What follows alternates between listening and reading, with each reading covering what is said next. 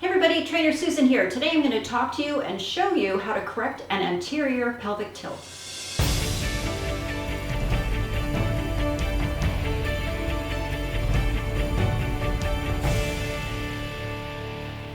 Hey you guys, so I've had an anterior pelvic tilt pretty much my entire life. It's really common with most people. You could have heard the phrase swayback. So an anterior pelvic tilt is when the front of the pelvis here is actually when it drops, when this front part drops and the back of it rises. So that's where we're going to get that anterior pelvic tilt, that good old swayback.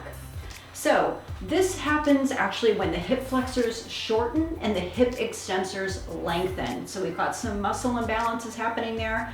Then there's the posterior pelvic tilt, which is actually the opposite. So that's when the front of the pelvis here is going to rise up, and obviously the back part of the pelvis is going to drop down. So you get kind of more of like the butt is going to be tucked under.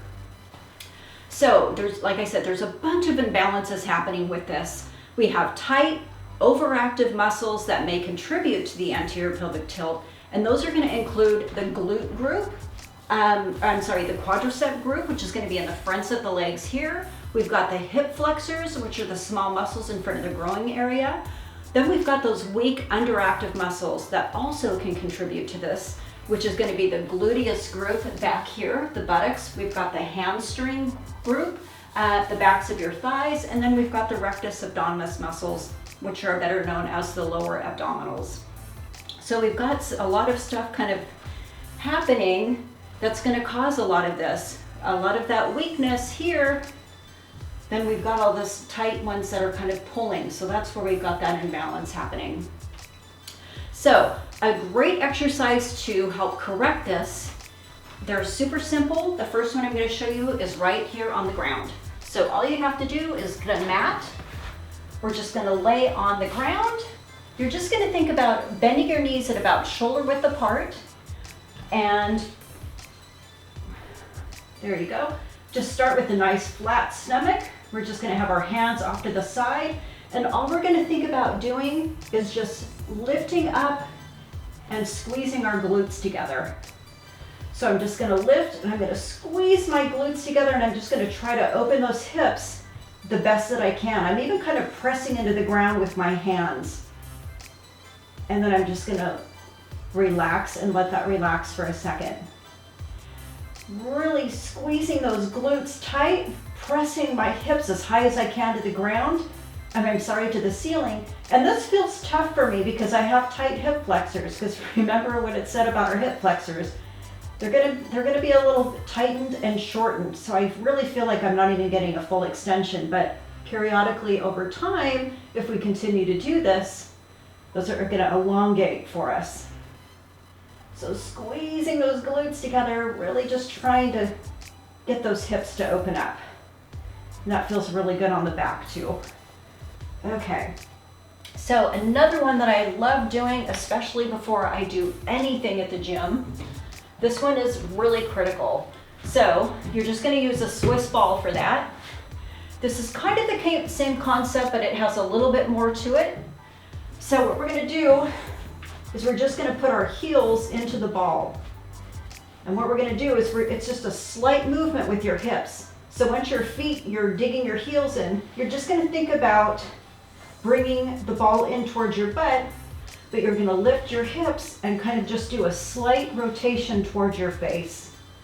So I'm just trying to rotate my hips towards my face. So I'm kind of doing what my hips are not normally doing. So, and normally they're doing an anterior tilt. Now I'm trying to kind of get it going in the opposite direction. So I'm just bringing those hips up and really squeezing in. And what I like about this too is I get just a very gentle stretch on my back. So what's another great thing is that it's helping activate those deep core stabilizers, those rectus abdominis muscles that a lot of times that can be completely shut off. And what that's going to do is it's going to set you up for like some major injuries, which I did have. Even though I had a six-pack at the time, they were completely shut off because my my back was taking up so much of the grunt of all of the work because these guys were like, hey, we're not doing anything. So my back was just like churning and working and all of this stuff until one day it said, I can't do it anymore. So that's why it's really critical to get these guys activated. Get those hips with a lot of exercises too. Think about kind of pushing your butt under to protect your back, because otherwise if we're naturally here and we're putting all that weight, especially if you backload, you're just setting yourself up for like a major injury. So these are all great things you can do to just really help prevent any further injury to your lower back. Okay, so quick tips you can do daily. Number one, stop stretching your hamstrings. They need to be strengthened along with the glutes. So gently stretch out your back. The biggest thing I tell people who have back injuries is don't overstretch your back. For me, stretching my back consists of this. I literally bend over, I'll kind of push my tailbone out a little bit, and then I kind of round my back, and that's really about it. And that's very gentle. Yeah, the worst thing you can do is overstretch your back, you guys, so be really careful with that. Stretch out those darn hip flexors. Super easy one, get on the ground. You're just going to hand on the opposite leg, or actually same hand on your knee. As you're pushing this out, you're gonna tighten that glute, and then you're just going to push your hip out. So I'm kind of doing all of this in unison, and I'm really feeling a pull through that hip flexor. And just pushing that hip out as this glute is tight, and I'm trying to push that knee out. That's another critical one. And also get your abs strong. Focus on those lower, deep core stabilizers. Get them activated before any workout in the gym. That's the first thing you need to do, because if you go in and you're thinking, I'm gonna squat or I'm gonna do my ab workout, and you start getting into it and these guys are just completely shut off, yeah, that's where that kind of setting yourself up for injury. Okay, you guys, I hope this was helpful. It can be corrected.